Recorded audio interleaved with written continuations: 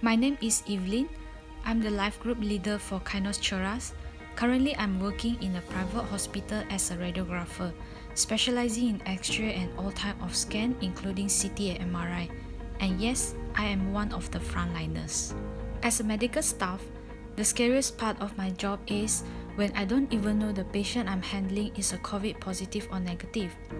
As you remember, a week before MCO started, I got a call from my manager that the patient I handled the night before was suspected with COVID-19 because of all the symptoms she had on her. I was frightened when I heard the news. That night, I put myself under self-quarantine at home while waiting for the patient's result to confirm whether she is positive or not. It was the longest 8 hours in my life. I was anxious and I was worried for my sister Lisa because she is staying with me. I was lost and drawn by my fear. So I took time to seek Jesus. At that time, I know that God is my one and only hope at that moment.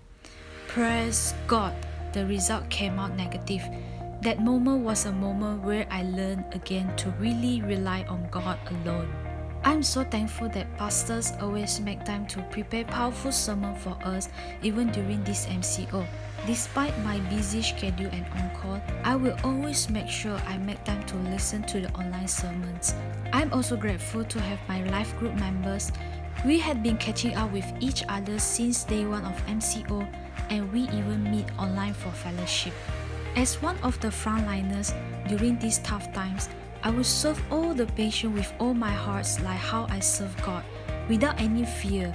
Not even the tiniest virus could stop me from serving God and my patient. So church, whatever condition you are in right now, continue to fix your eyes on Jesus. God bless.